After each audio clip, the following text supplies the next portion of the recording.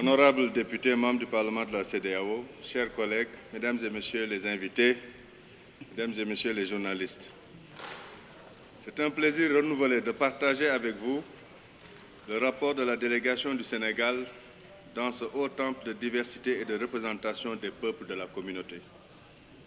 Ce rapport présenté lors de cette première session ordinaire de l'année 2019 du Parlement de la CEDEAO passe en revue de manière globale la situation du pays au plan politique et sécuritaire, ainsi que dans les domaines économiques et sociaux. Il retrace également la situation des droits humains, sans oublier l'état de mise en œuvre des textes communautaires par le Sénégal. Situation politique. Le 24 février s'est tenue la 11e élection présidentielle depuis l'indépendance du pays, consacrant 5 candidatures dont le président sortant, son Excellence M. Macky Sall. Le président Macky Sall a été réélu dès le premier tour pour 5 ans avec 58,26% des suffrages exprimés.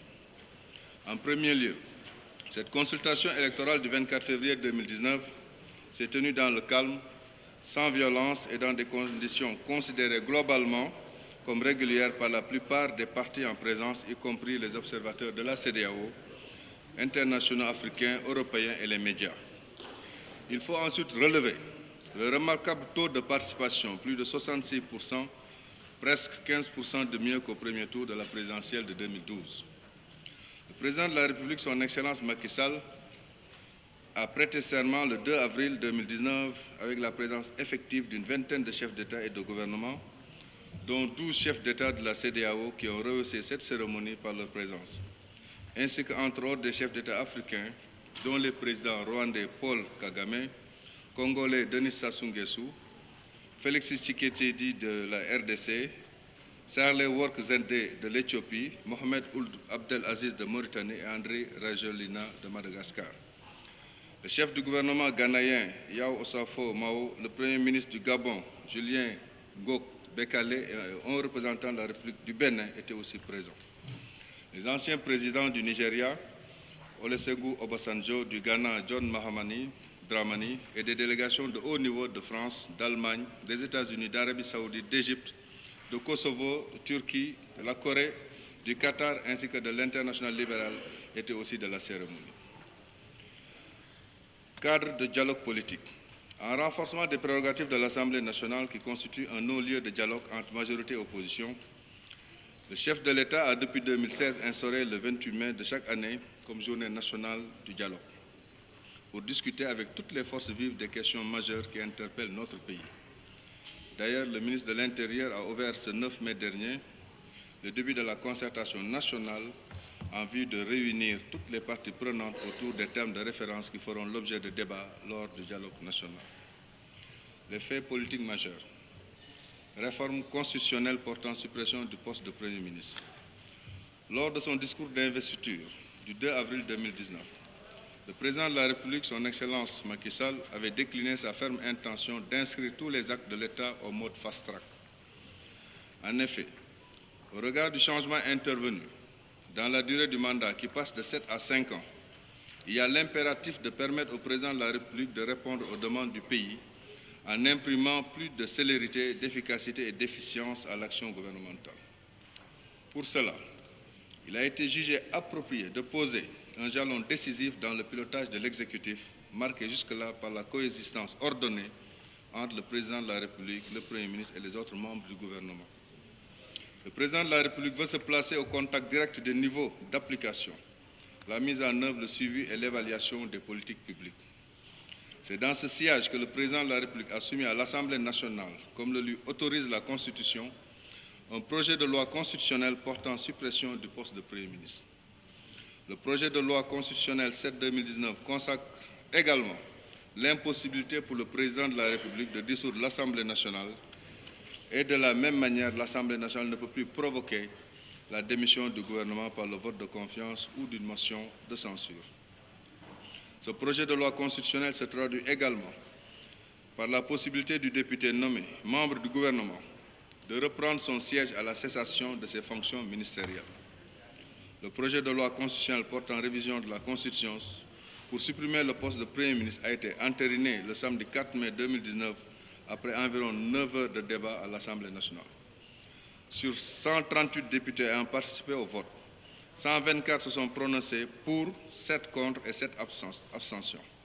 En conséquence de droit, de quoi l'Assemblée nationale a adopté le projet de réforme de la Constitution. Sur la situation sécuritaire, la prévention des conflits, le maintien et la consolidation de la paix sont des éléments essentiels de la politique sénégalaise en matière de paix et de sécurité. Afin de contenir toutes les menaces d'ordre sécuritaire, le Sénégal mise sur un mécanisme de gestion des menaces sécuritaires par la coopération au niveau multilatéral et bilatéral. C'est aussi pourquoi le Sénégal, dans un contexte lié aux nouvelles menaces de la sécurité publique, a amené l'État à adopter des stratégies d'anticipation face aux menaces multiformes et multidimensionnelles, mais aussi de renforcement des capacités pour faire face aux besoins d'intervention ou de gestion des crises. En exemple, la police vient de clôturer une formation relative au schéma tactique opérationnel pour l'intervention dans un contexte de tuerie de masse. Cette formation s'inscrivait en droite ligne avec la politique de sécurité intérieure, axée entre autres sur le renforcement des capacités d'anticipation et de réaction des fonctionnaires de police. La police a donc pu bénéficier des outils qui leur permettront, dans un contexte de tuerie de masse, de mettre en œuvre un schéma tactique de base pour les primo-intervenants. Sur la situation des droits humains, la Constitution sénégalaise garantit la liberté de réunion et la liberté d'expression, et l'État du Sénégal assure leur mise en œuvre par l'adoption de plusieurs lois. Ces lois concourent à la bonne mise en œuvre des libertés. Pour ce qui est de la situation économique, la situation économique n'ayant pas beaucoup évolué pour des raisons liées aux élections, je vous serai gré de bien vouloir m'épargner la lecture de cette partie 4 et 5 et vous en référer au dernier rapport du Sénégal. Mise en œuvre des textes communautaires et harmonisation des politiques. Le Sénégal a ratifié 44 protocoles et conventions de la CEDEAO sur les 54 signés, ce qui le place parmi les premiers États. Notre pays s'emploie également à accélérer le processus de ratification des textes restants, conformément aux directives de la conférence des chefs d'État et de gouvernement et du Conseil des ministres de la CEDEAO. Libre circulation des personnes et des biens. Le Sénégal, signataire depuis 1979 du dit protocole, attache un très grand prix aux questions liées à l'intégration en général et à la libre circulation des personnes et des biens en particulier. Néanmoins, les opérateurs économiques sont confrontés régulièrement à cette problématique. En effet, des litiges très souvent dus à la non-application des règles du SLE par certains États membres sont soumis à la commission de la CEDEAO. Mise en œuvre du prélèvement communautaire. Le Sénégal applique le prélèvement communautaire depuis 2003, date de son entrée en vigueur, et le troisième contributeur au budget de la communauté. Les états récapitulatifs des liquidations, recouvrements et reversements sont transmis régulièrement à la commission de la CEDEAO. De juillet 2003 à mars 2017, le Sénégal a liquidé pour le compte de la CEDEAO 99 804 598 460 francs CFA. Environnement climatique. Dans le cadre de sa politique intégrée pour un environnement sain, le président de la République a formulé dès sa réélection être pour un Sénégal avec zéro déchet. Depuis le mois d'avril dernier, une politique pour mettre fin à l'encombrement urbain, à l'insalubrité, aux occupations illégales de l'espace public et aux constructions anarchiques dans des zones inondables a été enclenchée. Conscient que les changements climatiques sont un sujet de préoccupation pour l'humanité tout entière, notamment qu'il importe de veiller à l'intégrité de tous les écosystèmes, y compris les océans, et à la protection de la biodiversité, le Sénégal a pris part à la signature de l'accord de Paris en vertu de la Convention cadre des Nations Unies sur les changements climatiques adoptée le 12 décembre 2015. Madame la Présidente, chers collègues, Mesdames et Messieurs, le Sénégal a toujours joué un rôle important dans le processus d'intégration en Afrique de l'Ouest. Comme indiqué tantôt, notre pays a ratifié et applique intégralement 83% des protocoles et conventions de la CEDEAO. Le Sénégal s'engage aussi à renforcer et intensifier ses efforts dans le cadre de l'intégration des peuples de notre communauté. Merci de votre aimable attention. Thank you, obrigado. Je vous remercie.